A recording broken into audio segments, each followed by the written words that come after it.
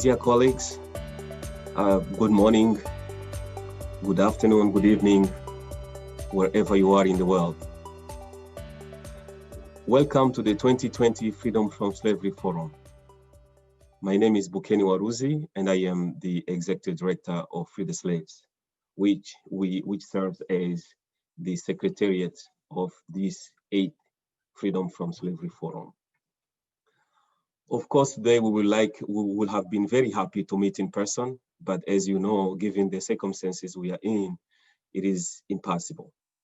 So over the next 4 days, we will focus on how organizations and the movement as a whole can use and find new opportunities in the current age of adaptation. As we go along to today, if you have questions, of course, to the panelists, please put them into questions. As you can see on the screen, the Q&A icon, and also which in case you can see on the bottom of your screen. But also we encourage you really to share some of the questions you may have on that icon. The moderator and the panelists will be happy to read along the way as we go. I will also like to to encourage you to share this event via tweet, via LinkedIn or other social media you are familiar with, so that we can all spread the word.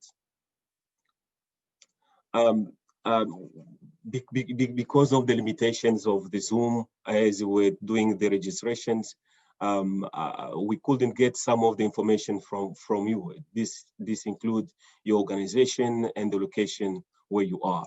So I will really want to ask you, as you look into this Q&A icon, please do insert in there your organization's information and also the location where you are calling from. That will help us, when we do the report of this forum, to have all the information that will be needed.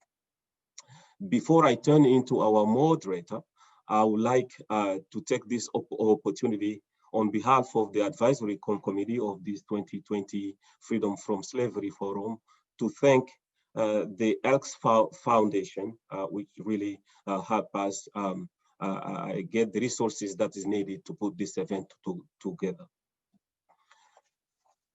So,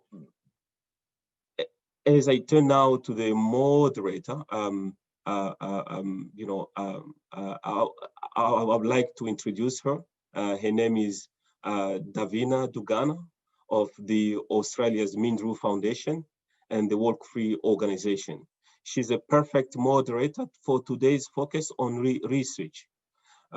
Beside her work as Mindru Senior Multilateral Engagement Advisor, she has co-authored the Global Slavery Index and is the Vice Chair of Statistics Without Borders. We will put her full bio in the comments for your reference. Over to you now, Davina. Hi, everyone. Good morning, and thank you, Bukeni.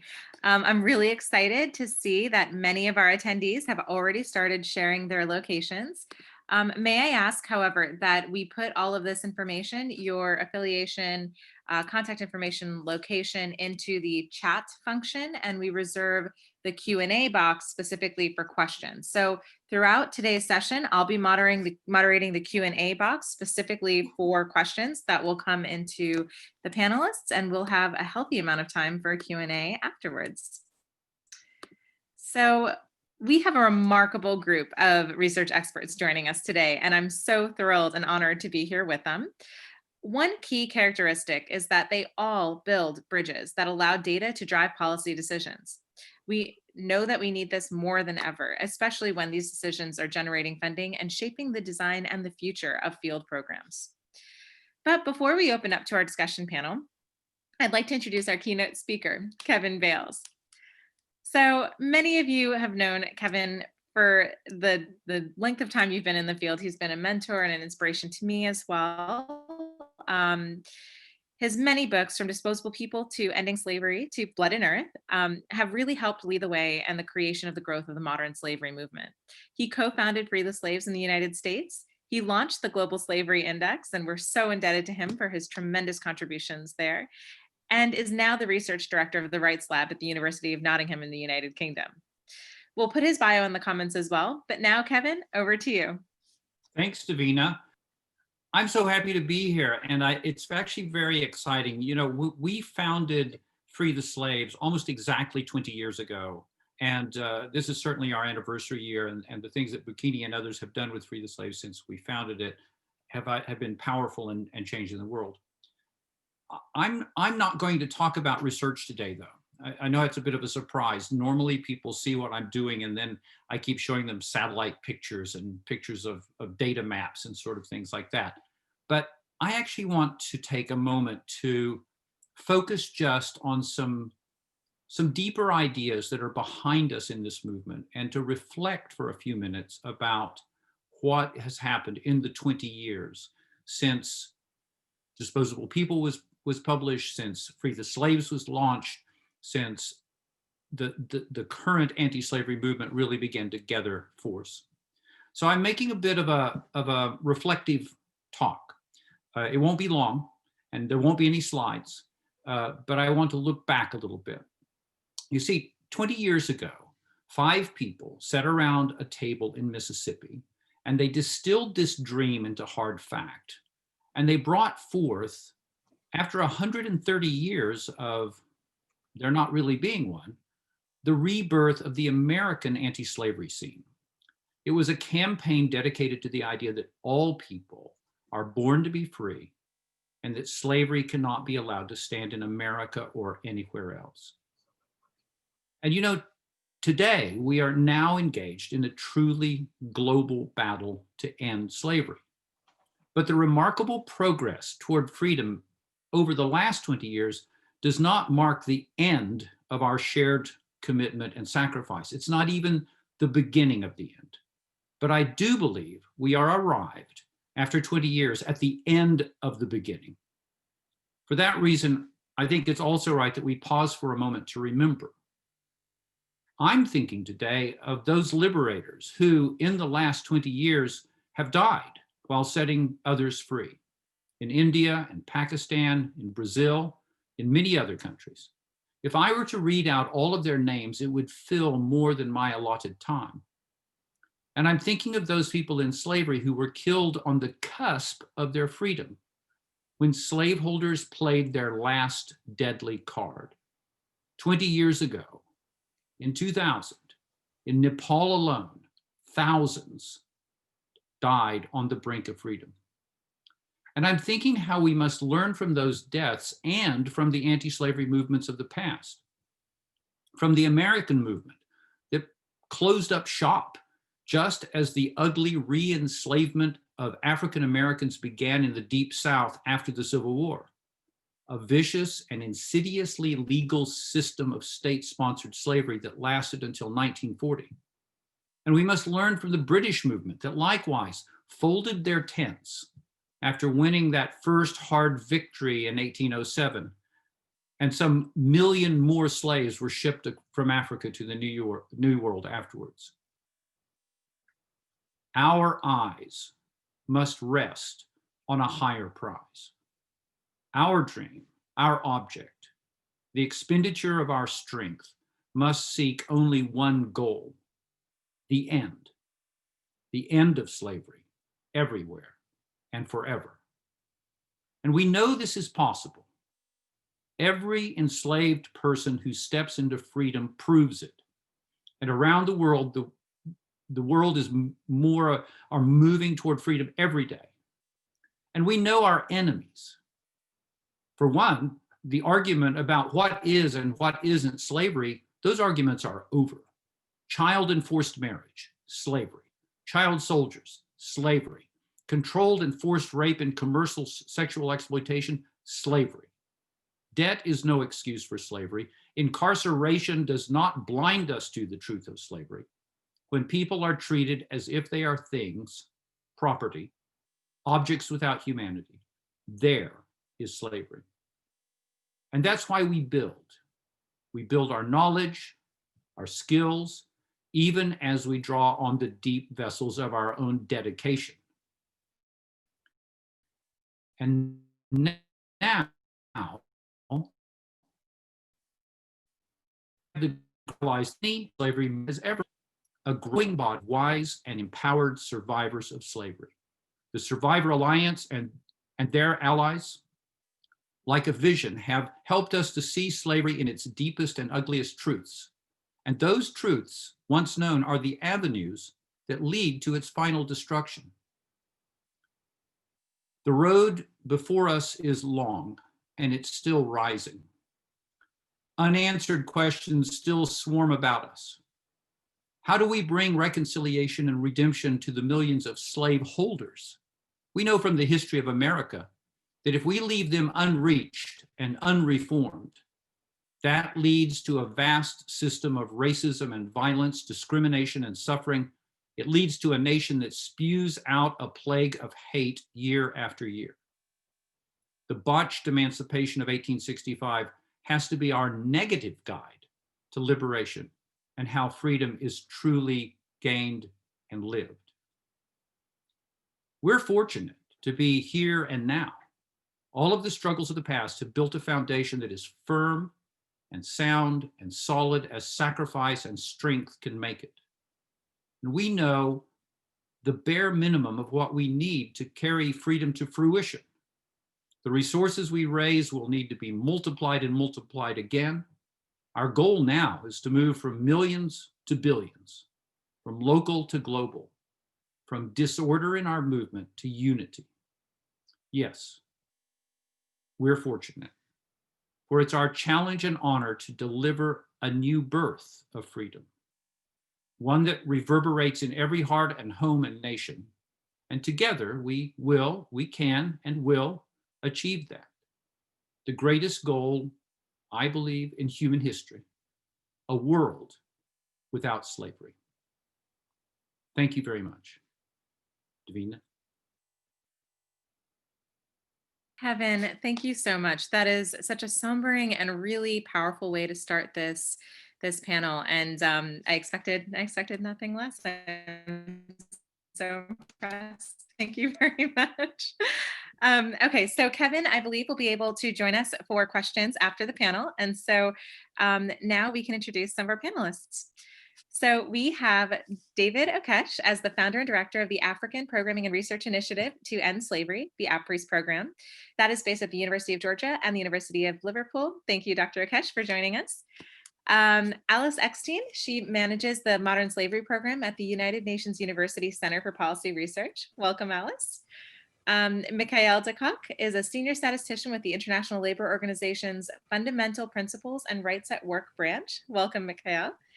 And I believe we also have, we'll hold her on a bit of a pause for the moment, but I believe Mara Vanderslice Kelly, who is the executive director of the United Way Center for Human Trafficking and Slavery, may have some connectivity issues this morning. So we'll just have her on a bit of a pause while we're hoping for her to join us in a little bit. And again, all of our amazing panelists, their full bios are in the chat. So each of our panelists will be making brief presentations, and then we'll open up to discussion and questions. I will start with Mikhail. You'll go first, but I'm going to introduce just a little bit about some of the work that we've been doing here at Walk Free on the stacked odds element before we hear more about the survey research program. So if I can just, let's see, share my screen. Give me 1 second. Let's see.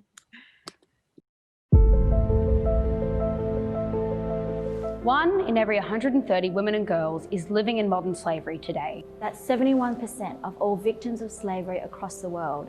Not only do women and girls account for almost all cases of forced sexual exploitation and forced marriage, they also make up the majority of victims of forced labor. Modern slavery is driven by power imbalances. Imbalances such as race and gender inequality are stitched into the fabric of the laws and cultures that shape our lives. These inequalities and legal roadblocks exist in every country on earth, and they stack the odds against girls even before they are born. There is no denying that the challenge in front of us is massive. But there is a way forward. We need to ensure that women and girls have the most basic of human rights. Freedom. Freedom. freedom. Walk Free, the United Nations Every Woman, Every Child, and human rights advocates and organizations from around the world are calling for united global action to address the disproportionate risk of modern slavery. We are demanding governments legislate against forced and child marriage, and that systems such as kafala, which normalizes the exploitation of migrant workers, are eliminated. We are also calling on governments and businesses to prioritize supply chain transparency, to ensure workers are protected and to guarantee a living wage, including protection mechanisms for crisis situations. We need a shift in global thinking. A new normal where girls are equally valued and respected. Every family, society and country must unlearn the social norms that have put girls at a disadvantage, and the work must begin now. It's time we unstack the odds for women and girls. We can end modern slavery in our lifetime. We can end modern slavery in our lifetime.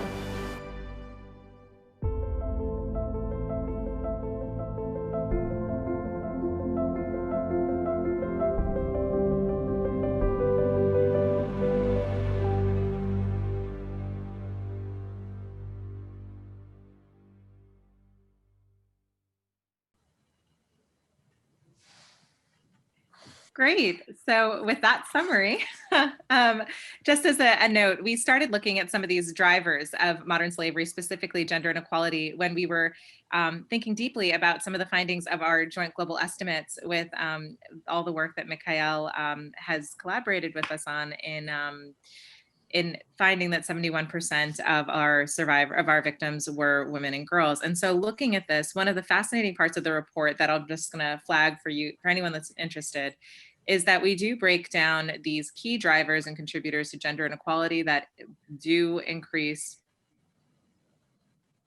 Oh no. Oh, sorry. Yeah, I'll share those videos broadly. Thank you, Kevin, for sharing those links. So I think one of the things to note is that we do break down the risks that women and girls are facing by key stages of our lives. So from conception to birth, from early education to adulthood and to later adulthood. And so it's just an interesting thing to think about how we can come across other SDG activists and other groups looking to advance other goals like education, maternal health and mortality alongside our goals for modern slavery. But with that, we'll actually go to Mikhail. Thank you, Davina. And thank you for inviting me to be part of this exciting forum. And I'm very pleased listening to Kevin first and then to your video to see the optimism for this forum. It's good at these difficult times to hear about optimism. And I think my presentation is also about optimism, but I'm limiting myself to research and data. So I'm sharing my screen, I understand. Is that correct? Yeah? Yeah, okay. Yeah. So I'm Mikhail from the ILO. I've also been working in this field for quite a while. And as you know, the ILO celebrated its 100 years last year. And many people came to us also to see this old convention on forced labor. You know, it's dated 1930, so it's quite a while since we've been working to abolish slavery and forced labor. There was no global estimate in 1930, but I'm pretty sure we can see decrease and that we are in the good direction. So my optimism and my presentation will be basically around those topics. I chose to limit it to tools. What are the tools and what are the progress and the needs still in tools to estimate prevalence and to do research on modern slavery, but also the global research. So regarding tools, I went back 20 years ago, but I put 2018. And it's really impressive to look at the progress done by all of us, starting from the first qualitative research, where all of us separately were trying to better understand the forms of, we call it forced labor as ILO, the elements, why do we call that forced labor? Who are those people? And we were really doing it with our own tools without knowing how to do it. And from that, in the beginning of the 2000s, we started to develop survey tools for prevalence survey, because very quickly the issue of how many came from the countries. They were telling us, if you want us to dedicate money, to dedicate forces to combat forced labor, we need to know the extent. So we knew there was a need for prevalence surveys, but we were not sure really how to do it. So that was the year, basically the 2000, where we did survey tools and pilot surveys, and we saw many people doing the same all over the world. Hence the creation in 2014, thanks to a resolution from this International Conference of Labor Statisticians. You know, this is an old body which meets every 5 years since 1923. And they set up the statistical standards on how to measure any type of work-related issues. And in 2013, they gave the mandate to the ILO to set up an international expert group to work on how to measure forced labor and trafficking and modern slavery. And thanks to this group of experts, we managed 5 years later, in 2018, to have the adoption of the first standard on the measurement of forced labor. And this for us was a real, and I say us, it's all of us, it's Davina, all our organizations present today, to have a standard on how to measure forced labor. Having said so, the guidelines were quite precise, but they have to be translated in tools, in something that can be used for all of us. So this is what we are doing now, and we've been doing. So we still have the questionnaire for prevalence surveys. We've been working on them, piloting. They are now part of the survey that will form the next global estimate, along with WORK3 and IRM, and hence the next GSI. And we are very close to something which could be final. But we still have work to do on sampling tools for national prevalence. When a country says, I would like an estimate, how do you calculate the sample size, and how do you help countries or Bureau of Statistics to draw a sample that allows for a reliable estimate, but also an estimate that will allow to measure trends and that will capture all the forms of forced labor, modern slavery. We know that we need different tools for sectoral surveys, and more, and maybe I link with global supply chain, the requests coming from the countries are not only for national prevalence, but for some sector, either forced labor in my cotton, in my cocoa, in my palm oil, in my coffee. And the tools to do so are not yet available. The same for along a supply chain, not only one tier for a sectoral survey, but if we look at all tiers from a supply chain, what are the best sampling tools that allow for reliable estimates of forced labor along a supply chain? Again, the questionnaire that we use now for the prevalence on forced labor, modern slavery, we know they have to be slightly changed for global supply chain to capture the elements specific to this component. We need better ethical guidelines. I think all of us are quite often called to review papers from others. And I must say this is something on which we need to make progress. There are still very poor quality ethical behavior and guidelines on surveys. And I think this is something where we should unite to improve, and along with the training tools for enumerators. So with all this, we plan to publish next year a new version of Hard to See, Harder to Count, taking into account all the progress made by all of us to have new tools to make available for everyone. And also we started to work with UNODC, ILO and UNODC as guardian of the relevant Palermo Protocol and Forced Labor Convention to have tools to estimate prevalence of trafficking for forced labor. Now moving to the global products, a short, very short presentation. I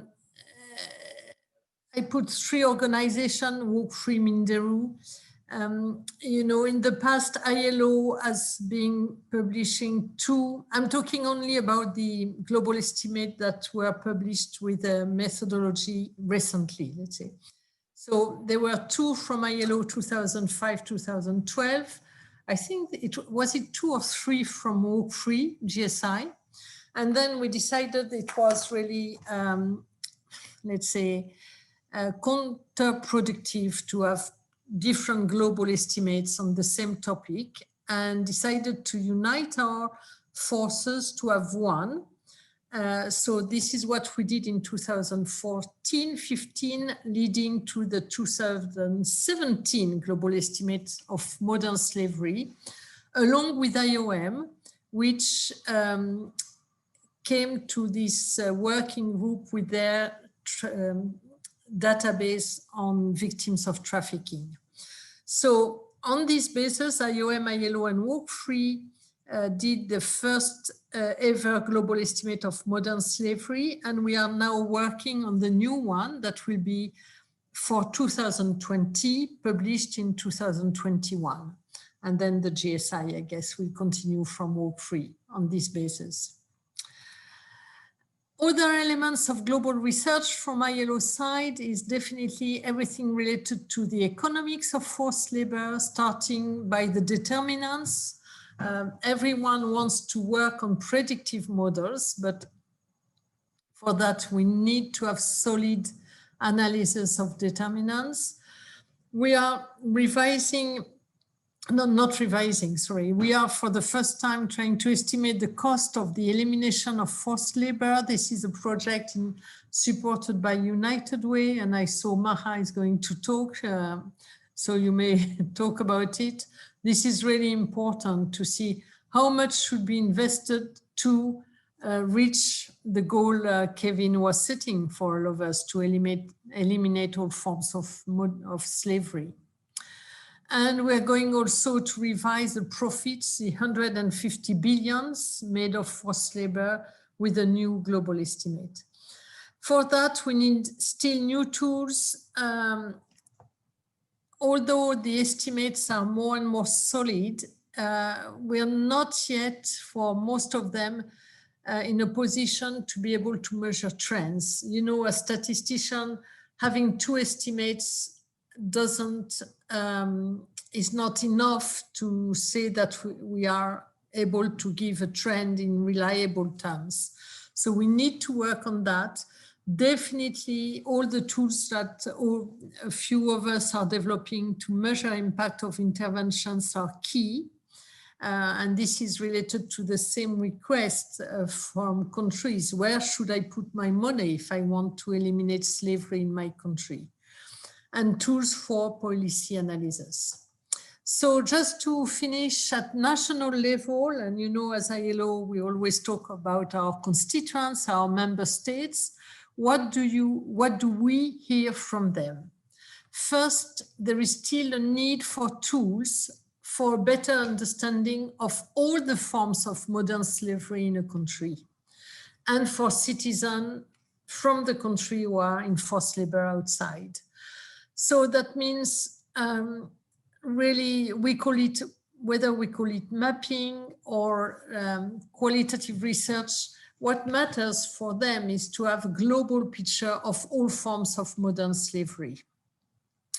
Based on that, to have reliable figures of prevalence and, if possible, to measure trends and to identify groups at risk. So all the tools around the predictive models, but also vulnerability analysis to really go beyond what is said again and again without data, this group is at risk, just to really provide countries and national authorities with tools so that they can identify the people who are most vulnerable. Then the second thing we hear from national level, apart from the prevalence, is really the need for detection tools for frontline respondents. As ILO, our main, let's say, counterparts are usually the labor inspectors, but there are many more actors who can detect victims as soon as possible. And there is still needs for more dedicated tool or more focused tools from some industries or for some forms of forced labor. Third, all the work related to the policy analysis in terms of what works, what is the impact and what the cost. Really the countries want themselves to take decisions, but they want us to provide with information so that they can decide what should be implemented in their countries. And finally, I think for the international community and through the work of the Alliance 6.7, there was a clear request for let's say, standard to monitor progress of countries.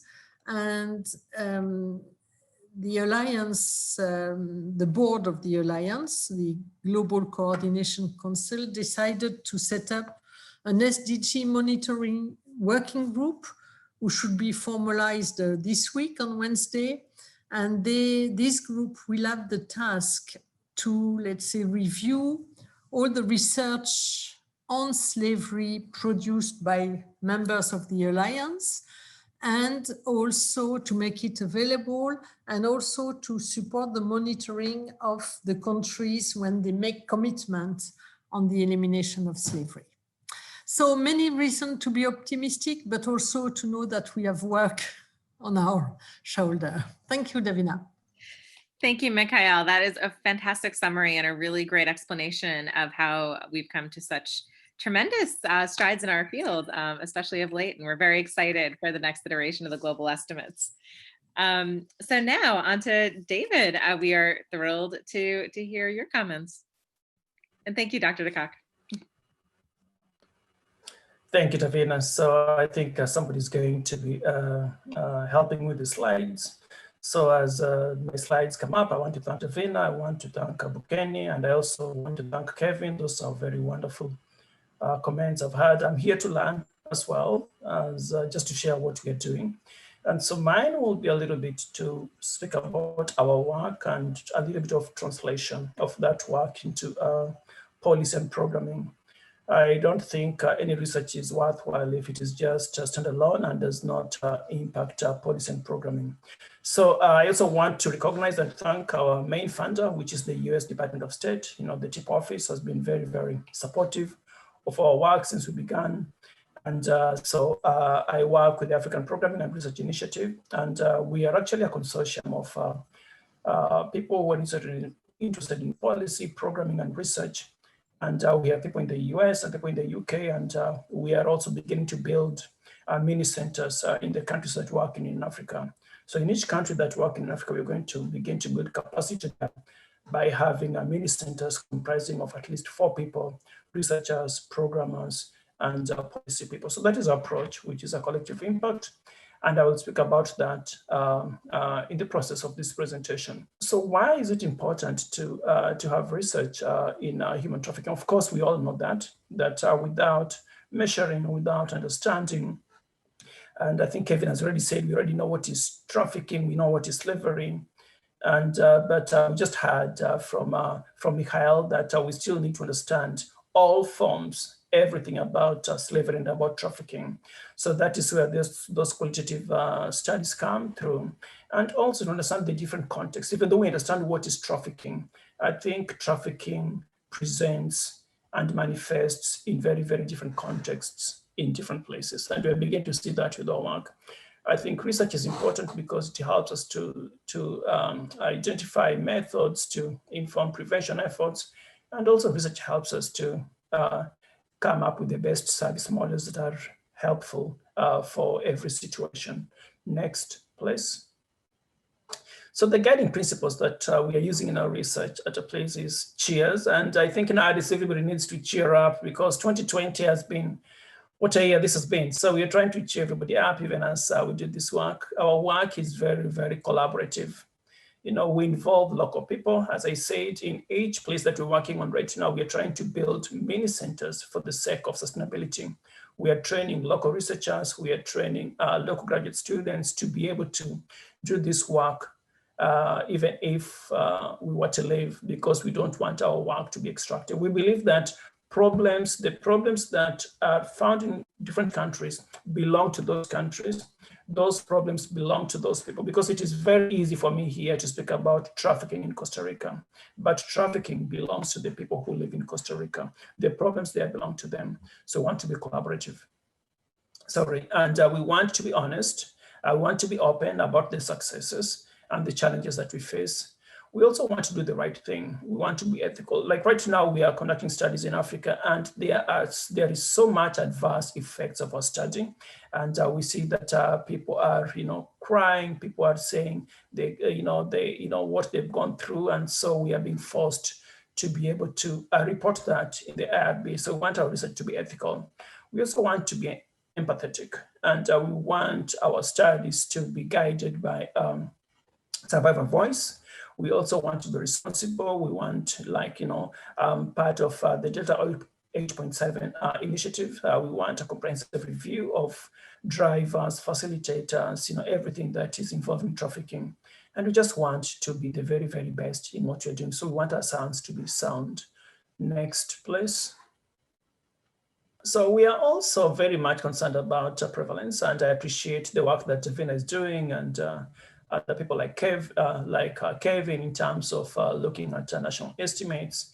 And for now, our main focus has been on hotspot estimate so that we can see the problem locally. Of course, we understand the importance of national estimates. They're very important for policy. But for local programming, we believe that hotspot estimates perhaps are more useful. And so we are involved in work with different organizations. In the US, we're working in 6 other countries in the Prevalence Reduction Innovation Forum. And there we are trying to validate at least 2 methods of estimation. Next, please. And so the approach that we are using is what we are calling a collective impact approach. We are using a collective impact approach. And a collective impact approach, we believe, is important and perhaps more relevant for this work, because you need all stakeholders in fighting trafficking. You need everybody involved in trying to intervene in the issue of trafficking. So we do develop agendas with everybody, with the researchers, with survivors, very, very important, with governments. And we look at government plans. We try to make sure that our work dovetails with what the government wants to do. And we develop shared measurements or instrumentation. So with these organizations that we're working, for example, with the World Hope International in Sierra Leone, we first look at their instruments, and then we share our instruments, and then we come to some agreed measure so that monitoring and evaluation is very, very clear and easy for everybody. Our communication, we have fantastic program managers who are in daily communication with people, because we believe that communication is very, very important. So we want to understand some of the things that are happening in our country. Like in Guinea, for example, there are political issues, there is unrest there. That of course affects our work. We work in countries which are quite poor. Guinea, Sierra Leone, of course, were devastated by Ebola. And so for us to be in communication with our research partners and our implementation partners is very, very important. And we continue to support each other in all that we do. And we as a PRIS maintain what we call a backbone support organization. Next slide, please. Yeah, so there are still many gaps in research. We know a lot about trafficking, but still there's a lot that we do not know. And we find that most of the work has been focused on child sex trafficking, especially in the West. And even though there's lots of program evaluations, it is hard to know exactly what works. We see many reports, but we still do not know what works because not many of them actually have shown us the efficacy of various programs. And so these gaps and policies, including standard regulations for intervention. So there's lack of information that leads to gaps in policies and interventions that are survivor informed and that could be best practice. Next slide, please. Yeah, so in terms of interventions, because as I said at the beginning, our research has to inform programs and everything that we're doing is extremely collaborative. So survivor voice is very, very important. So in terms of monitoring and evaluation, for example, one of our checklists will be to what extent was intervention informed by survivors? And we know that trafficking leads to lots of trauma. So we want the programs to be trauma informed. Each program has to be culturally tailored. It is very easy to copy and paste from the West and have these programs in developing countries. And so we are not for that. And we want programs to be guided by numbers, by estimates, to be guided by a very strong monitoring and evaluation aspect. For example, we believed in pilot programs. We also believe in comparing programs to other similar programs. And in the future, our hope is to have very, very strong RCTs in our human trafficking work. Next slide, please. Yeah, so just a little bit about our work, and I think I've alluded to that as I spoke. Most of our work is in West Africa, Senegal, Sierra Leone, and Guinea. We're using lots of mixed methods for our work. We have lots of pilot data that we do. There is co-design of policy and program interventions with local partners. And we are invested in these areas long term. That is why I said in every place that we're working in, we are having mini centers. And we believe that all of us are learners. All of us are researchers. I think in many cases, when you have these collaborations, the researcher sometimes is seen as the one who knows everything, but we consider ourselves as learners, whether we're in programming, research, policy, survivors, community leaders, all of us are here to learn from each other. And I believe as researchers, actually, if we're to be honest, we have the most to learn because we are very honest that we don't know as much as we need to know. Next slide, please. Yeah, so just a little bit about the Prevalence Reduction Innovation Forum. This is where we are working. We have some work in Brazil. We have actually 2 projects in Brazil that are going on in Brazil. We have some work in Pakistan. We also have some work that is going on in Costa Rica and Tanzania, and also some work in Morocco and in Tunisia. So just a little bit of some update on this work. Most of our research partners who are in PRIF are currently in the process of developing their instruments, developing their protocols. And we all know that COVID-19 has affected and impacted most of our work. So we're looking forward to give a brief in the next 1 year of where we are. But PRIF is doing very, very well. Next slide, please. Yeah, so these are just some of the sources that we have here. And again, I want to thank everybody for inviting me here. I'm here to learn and I'm just here to partner with everybody. And thank you very much. Thank you, David, for those remarks. That's very, very enlightening. And thank you all for your engagement on the Q&A. This has been really, really amazing. So now we will introduce Alice from the United Nations University. Alice, are you ready to share your thoughts with us? Yes, I am. I have a slide show as well that I believe is being hosted. So just bring that up when it's available. But thank you so much, Bukeni Waruzi and the Freedom from Slavery Forum for the invitation to join today. I'm Alice Eckstein, Program Manager for the Modern Slavery Program, including Delta 8.7. If you could go to the next slide, please.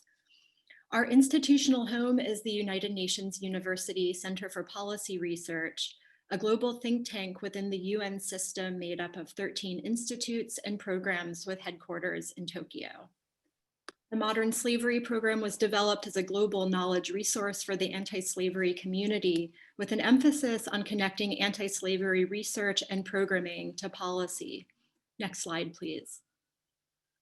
We've all heard Target 8.7 of the Sustainable Development Goals cited many times. We've heard that over 40 million people alive today are considered to be living in conditions of modern slavery.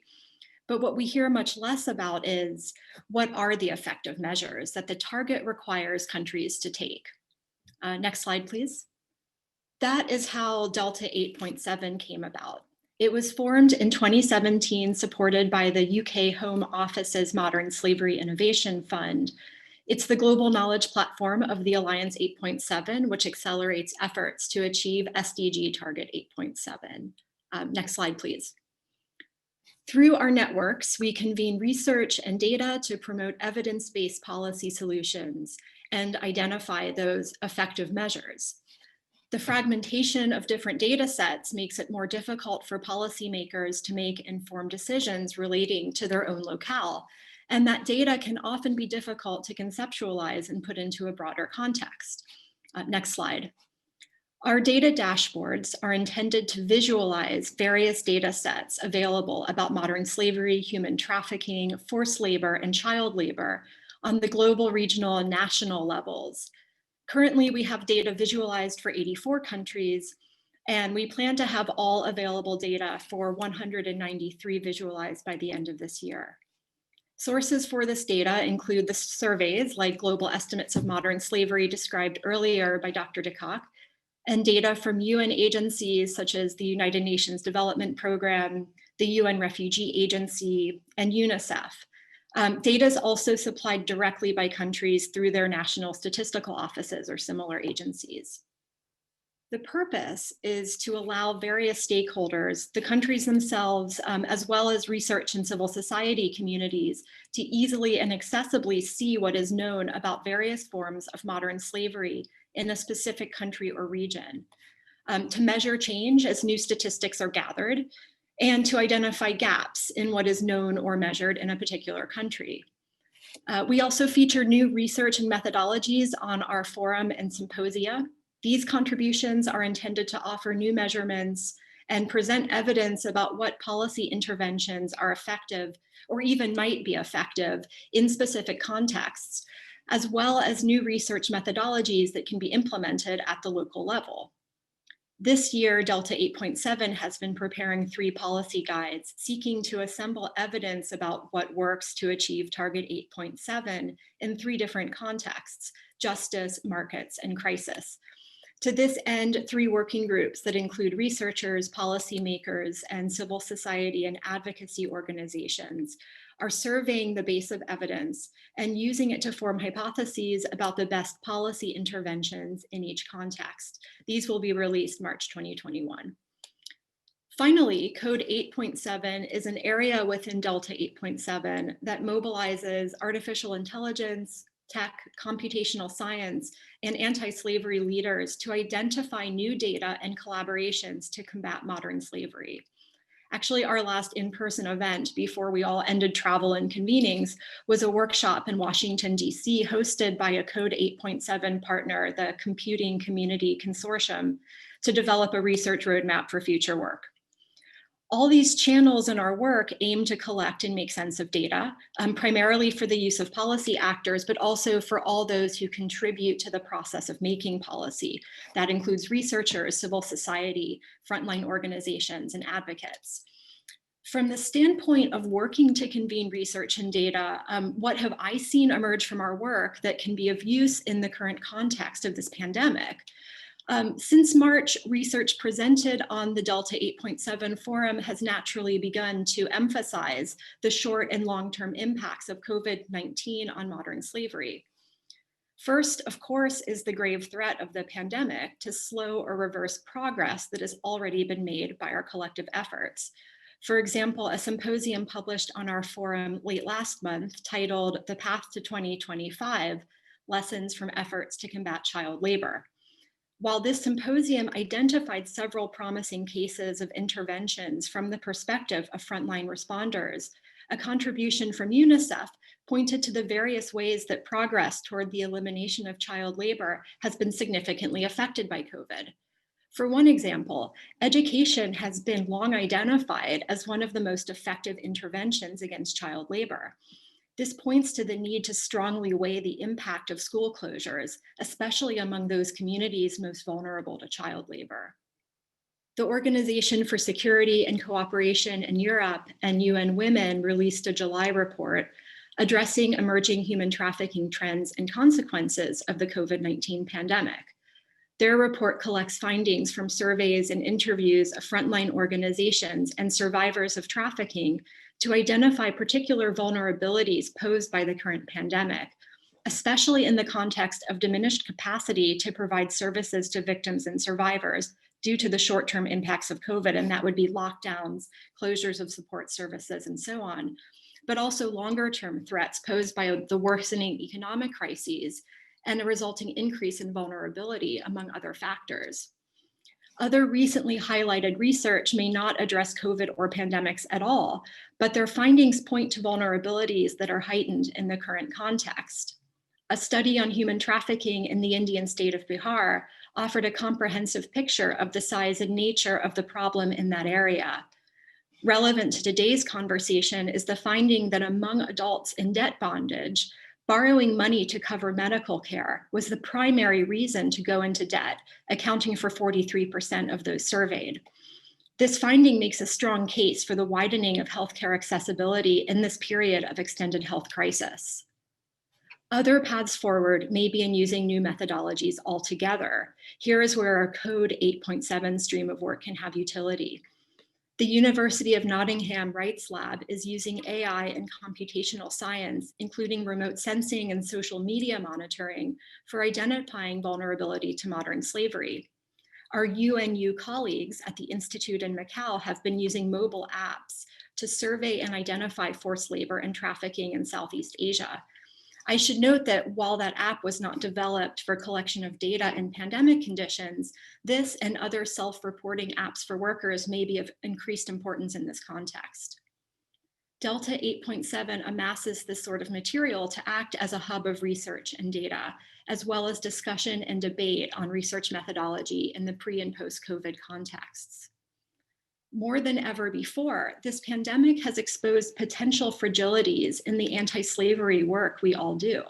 We can use existing research and data, as well as innovation and data collection and research methodologies, to argue for policy responses that identify and protect vulnerable populations now and in years to come. This policy response can align with the overall priority cited within the UN and elsewhere to build back better from this global pandemic and its economic and social impact. Focus on economic recovery can draw from this existing body of research to ensure protection of workers now and investment in education and other preventative interventions for the next generation. Advocates in civil society and development aid organizations can use research to identify the most effective actions to be taken, while resources for and attention to these human rights violations are under constraint. And policymakers can draw upon research communities to know where their best investments of resources, including time and political will, can be made. Final slide, please. I'll close by saying that the other opportunity we have now is to consider how anti-slavery work itself can be built back better. As bad as this pandemic has been, it would be far worse if we do not learn from it. My hope is that the lessons from this difficult moment can serve to make us more resilient actors in the effort to end slavery, human trafficking, forced labor, and child labor. I look forward to continuing this conversation with all those here today and throughout this forum in the next few days. Thank you so much. Thank you, Alice. That was lovely. Okay, so now we are at the point where unfortunately Mara will not be able to join us due to the power outage and a snowstorm.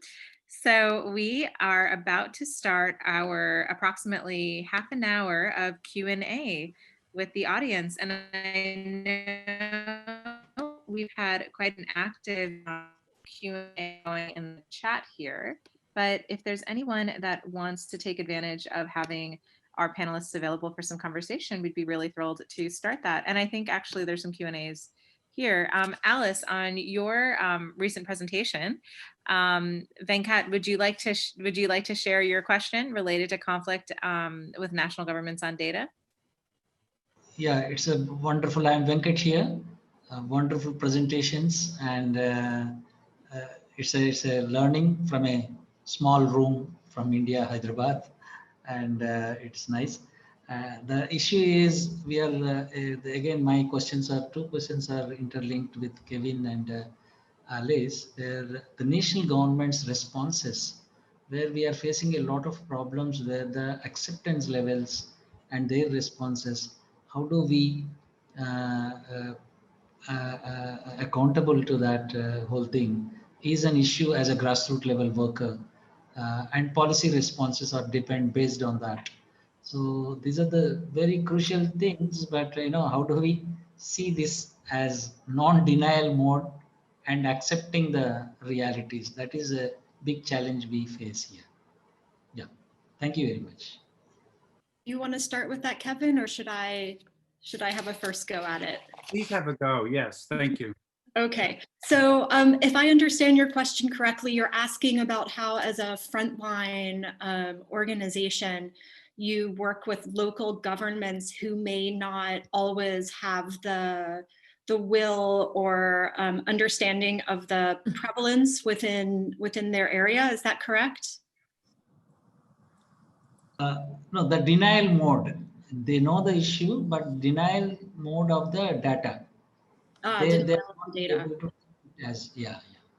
Well, I think it's an incredibly difficult question, and it's one of the reasons why we're quite rigorous in the data that we collect and present. We work very closely, at least at Delta 8.7, we work closely with the ILO and with the other sources we mentioned.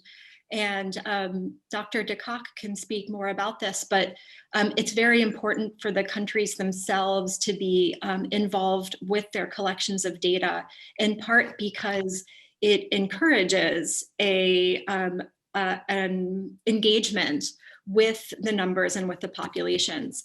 I certainly would say that there are a lot of countries, for example, that would not consider themselves to have a problem with child labor, and yet they do. So there are these issues of pushing for attention, and I think this is where frontline responders and advocacy organizations and citizen engagement can have so much value. But I would agree that it remains a really serious problem of how you engage country actors with the problems within their borders, and I wouldn't want to gloss over the difficulty of that. Thank you. Thank you very much. If I was to add anything to that, I'd point to the importance of organizations like the UNU and Delta 8.7. There's something in political science called the boomerang effect, in which local activists or people who are campaigners will run into a brick wall with a government. And one of the few things that's been shown to be fairly effective when that happens, and of course that happens a lot around the world, that activists do their best, but then they hit governments that are just intransigent, is to actually then be the boomerang that takes it to a higher level. And that higher level is almost always one of the multinational IGO organizations like the United Nations, like the ILO, and so forth. And that linkage that comes from UNU, 8.7, to other organizations, it suddenly opens the door to more power to be brought to bear through a kind of logical and particularly a scientific approach. And Thank you. Yeah. Yes, if I may add, hence the importance of what I was sharing before about the standards, now that all member states, that means 197 countries, adopted standards to measure forced labor, it is their tools. It's not that us as ILO or you as an NGO or anyone else is designing a country survey and coming with a figure, telling people, countries, oh, look, you have much forced labor in your country. No, it is for the country themselves to follow the standard and to measure. So what we do is supporting them in designing the prevalence survey. This is done for capacity building, but also endorsement and trust in the results. What really matters when ILO is designing such surveys is to make sure that the civil society is involved in the design phase, so that whenever we discuss about oversampling some areas of the countries where we think that we will find more slavery, the civil society comes with their knowledge and saying, look, this is a group at risk. We need to oversample. We need to have dedicated tools for that. It's all together. Otherwise, there could be very good surveys and no trust in the results. And that's the worst case scenario, because it's money lost, no one believes in it, and no one uses the result to change policies and start acting. So really working together, I think, as David said in his presentation, this cooperative approach is the best way to make sure that there will be change. Thank you, Mikhail, and thank you, Kevin and Alice. That was a really thoughtful discussion. Next, we have Luz Rooney, who is raising a question about AI and how it's used to track perpetrators, but I also think that this can lead to a bit of a broader discussion or comments on how we've been using big data analytics, specifically since the Code 8.7 event at the UN, talking about how this is a useful tool for our field. And I have some thoughts, but I'd like to invite the panelists to comment as they'd like on that first. I might make a tiny comment about the use of AI to track perpetrators, et cetera. I think it's important to remember that across the world, there are people who work with machine learning and with statistics and so forth, and they tend to use the term artificial intelligence when they're trying to raise funds and to get sponsorship. And then when they're actually planning the work, they call it machine learning. And then when they actually do the work, they call it statistics. Because the fact of the matter is that we don't actually have AI yet. We don't have fully operational artificial intelligence. It probably won't for another 20 years. But we do have machine learning, and that machine learning, and I think Davina can tell us a lot more about that, is becoming very powerful in terms of being able to combine and build data, all kinds of disparate data. We're combining satellite imagery data with telephone data, with bank transfer data, with survey data, on and on, to build a new kind of what we call insight tiles in the lab, which allow us to look at things in completely new ways and to do it in a much more holistic way. And it's very exciting. If only people like Davina would get busier and just not sleep as much and get that artificial intelligence to do that thinking for us, then we'd actually do a lot better.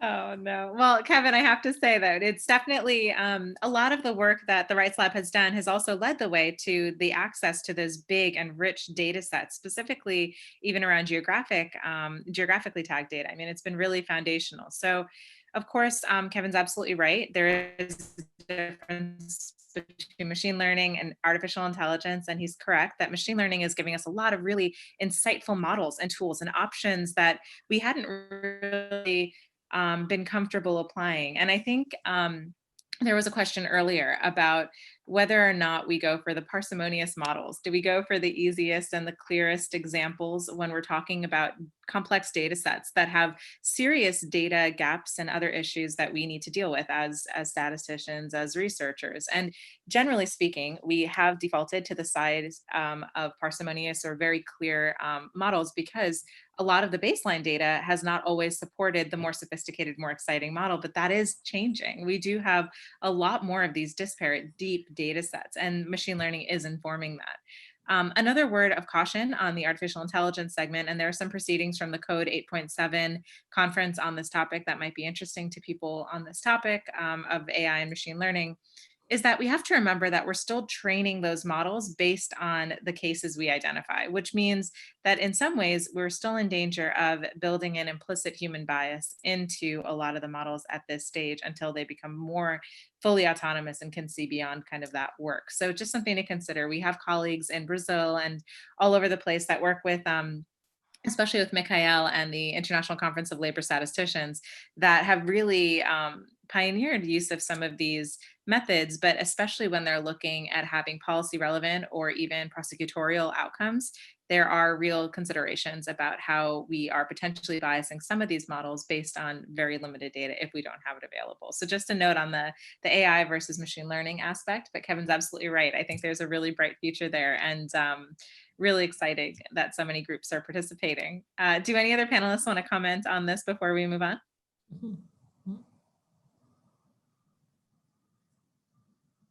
Okay, I think that probably sounds great. So now we'll move on to Matthew Clark. Sure.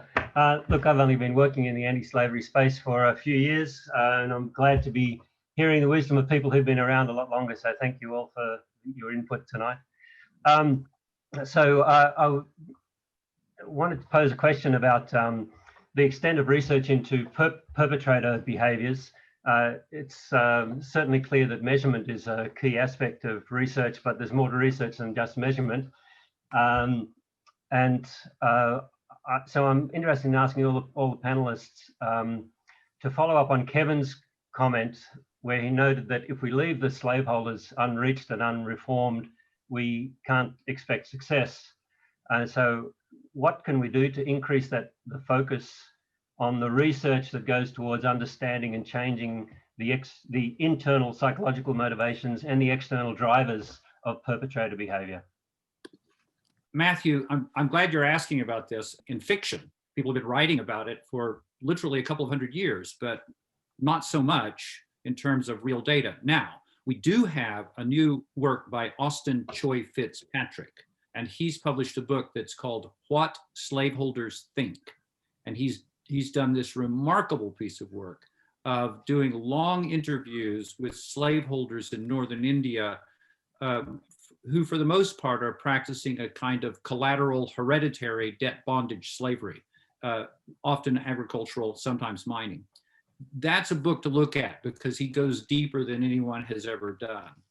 But the pattern of slaveholders creating and continuing to create situations in which exploitation and control extend and exist after situations of liberation, it's hardly better demonstrated than what's happened in the United States, where more than 100 years later, the United States is still suffering from not engaging, not working to the slaveholders, not resolving those questions after the Civil War ended the forms of legal slavery in the United States. And so many of the problems that exist in the United States today go back to that botched emancipation. So I wish I had a lot more to tell you, because I think there's a lot more that we could learn and a lot more we need to learn if we're going to really address this. Yeah, I'll just jump in really quickly, not to add much more to it, but to agree with what Kevin is saying, and also say that one thing that we're hoping comes out of our justice policy guide is some good hypotheses around prosecutions and what works in the context of prosecutions. But that's just a tip of an iceberg, really, because there's so many larger economic systems at play, as in some of the context that Kevin was discussing. So, I mean, some of it's just really about huge economic systems. And I think that that's where it becomes very murky indeed. Yeah, so I just wanted to add something as well to what Kevin and Alice have said. So again, it is very, very contextual, isn't it? Because if we look at somebody who is holding others because of debt, or somebody who is forcing others to get married, or somebody who is forcing kids to work in their farm and not to go to school, or somebody who is making sure that girls don't go to school, they are serving as domestic servants. So all these contexts are very, very different.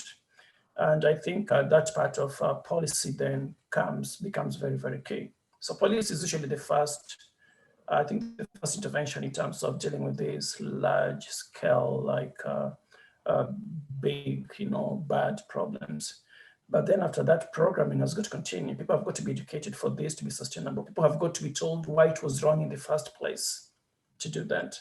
Otherwise, people find new forms of doing the same thing. So that is why in this country, people still believe there is slavery in America, because it just appears in different ways. And that is the same thing happening in the world, because we are in a very, very strong capitalist system in this world.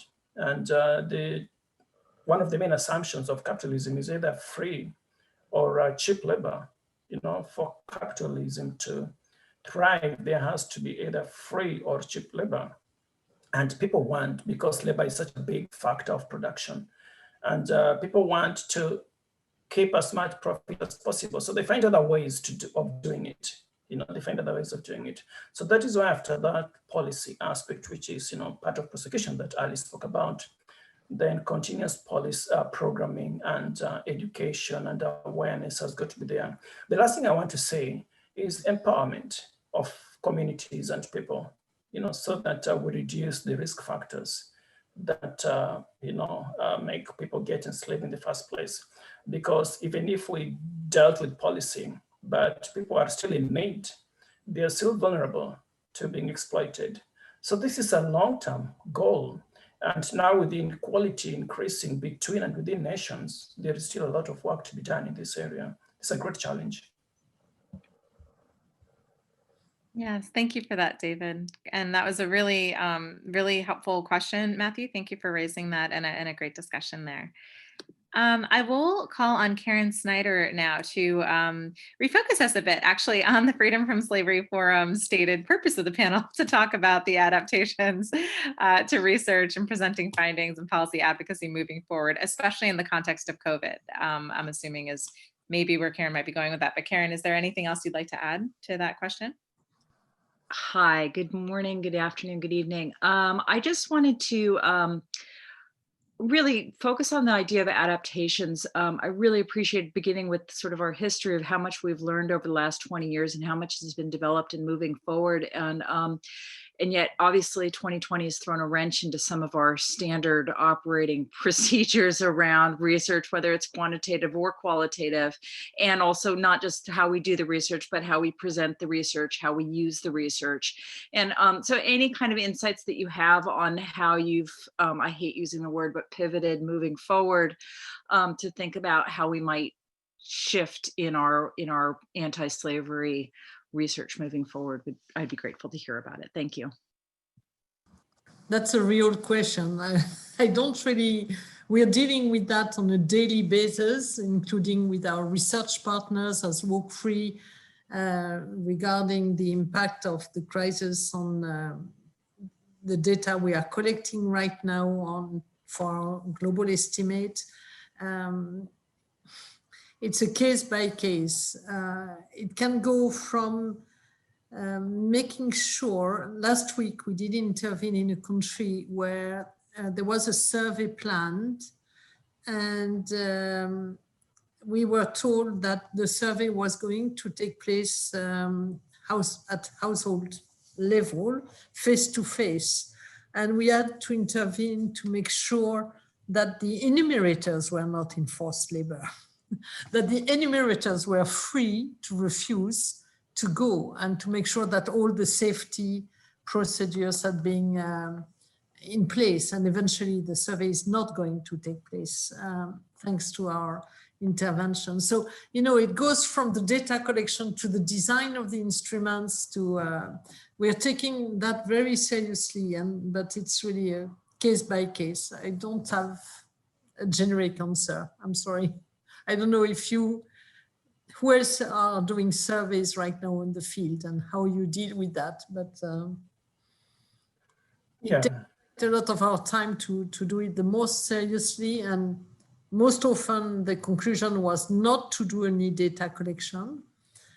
We did for our side really minor and mainly on the impact of COVID, and more on child labor than on forced labor right now.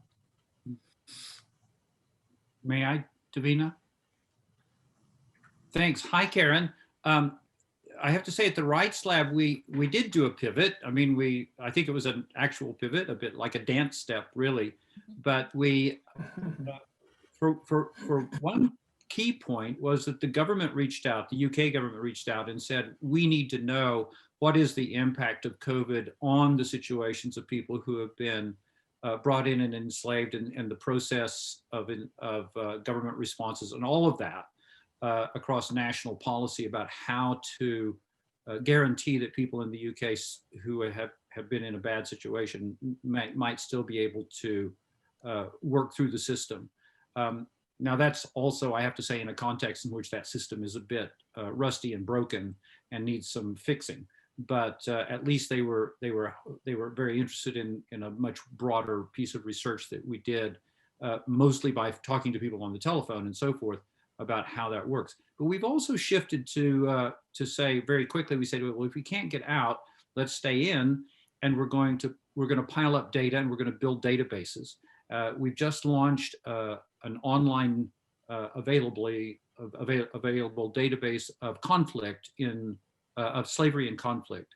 So we've built a database of all the conflicts that occurred from 1989 to 2016, which is actually about 300 conflicts covering about over 1,000 conflict years. And those data are now available for people to use. And we've coded different types of enslavement into all those conflicts when they existed.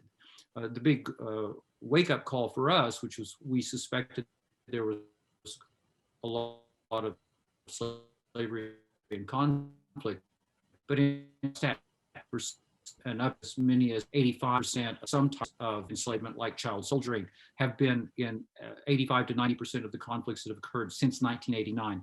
We've also just launched that remarkable database of Katarina Schwartz that gives you every law and every part of every law in every country that's a UN member, and you can check to see what the provisions are and how they fit. And the big shocker from that one was that we found that almost half of all the countries in the United Nations haven't actually criminalized slavery. They may have other types of legislation, but it doesn't necessarily speak it that way. So, you know, it's kind of like everybody staying home to bake bread. Well, we all decided we'd stay home and bake data sets. And those are significant contributions, Kevin. Thank you for raising those. I was so pleased to see that you were making that available. That was wonderful. Okay, so we have about time for maybe one more question. And I think that honor will go to Judy Gearhart. Wonderful. Thank you for this. It's been a great panel. And my question goes back a little bit to one of the earlier questions. So when you are engaging governments in setting up how they're going to monitor forced labor, how do you guard against or prevent the deportation of migrant workers, and then the effect of that deportation policy of many countries, which pushes many migrant workers to hide their situation? And then related to that, do you see value in enabling community organizations to work independently, and I should say sometimes critically, of the government forced labor monitors? And have you worked with this dynamic at all? And then just finally, if there's time to take it on, my other question would be, what other causal indicators do you look at? I believe we have not looked sufficiently at things like living wages and the right to organize and bargain collectively as important risk indicators. And I'm curious to know how much those are factoring into your research at this point. Thank you. Do any of our panelists want to start with that? Well, I can start by just very quickly saying, Davina, that there was a conversation that we had around actually statelessness and the difficulty of measuring hidden populations in general, whether the person themselves or the government might be might be likely to want to hide them or hide their identity. So I think it's a really common problem faced in these sorts of estimates. And I would definitely defer to the co-authors of the Global Estimates in Modern Slavery study to talk more about that. Definitely the plight of migrant laborers has, I think, received, if anything, more attention in the past year possibly than in the past, because of how precarious their situations have been in the context of the pandemic, with borders closing and remittance services closing down as well. So I'm hoping that this year will mark one of a major change in how people treat and respond to migrant workers, both their own citizens that may be working abroad and non-citizens within their own borders who may have come to that country or may have been born within that country and may not be citizens. So this is a really interesting area of research for me personally, and one I'd like to see more of. But with that, I'll turn it over to anyone else. I was just going to say, as a plug to Alice, she was an amazing organizer and special editor of an edition of the Statelessness and Citizenship Review that addresses a lot of these shared research considerations between modern slavery and statelessness that I think would really, I think that's what you're referring to, Alice, here especially, and could really inform that discussion. Thanks. Go ahead, David. Thank you, Davina. And I'm looking forward to reading that special edition. I'll write notes about that. So just to speak generally about involvement with government, because, if government, some governments can be facilitators in some ways, I think. So generally about how involved with governments is we try to, if you understand the problem, for example, if it's a mining area, and this mining has been, is owned by people from, let's say, China or Greece, and the government knows that children are working in this mine, and we are trying to measure child labor, which means that we need to estimate the number of children working in this mine, and the government does not want us to know that because it will not look nice on them. So we try to work closely with government, but also to work away from governments where if we feel that getting too close with them will be detrimental to what we're trying to do, because we are concerned about the people and the community is concerned about the children working in this particular mine. But the government is getting kickbacks in this particular mine, and so they don't want that report to go out. So we try to, so in different countries, our relationship with governments is very different. It's not uniform. Where we think there is goodwill, I think we try to get close. Where we think maybe government is complicit, we try not to do that. The other challenge about working with government is that, especially in developing countries, governments or people in government change a lot. Today, you find the Minister of Mines is somebody who is very, very cooperative and who wants to work with you. You come back tomorrow and she has been moved to another docket, and it's a different person. So just to say generally that our work with government has been like one of the most challenging issues from Ghana to Guinea to Sierra Leone to Senegal. It's crazy actually working with government. I'm saying they are a very good partner, but sometimes they are actually a facilitator, or you know what I mean. So I think I'll stop there to let others speak. Yes, thank you, David. And with that, we are just about out of time and ready to go back to Bukeni. Just one more note on that aspect is we have recently published Protecting People in a Pandemic that speaks to a lot of the concerns about migrant laborers, especially during COVID, and some of the protections and obligations of governments and businesses to those populations.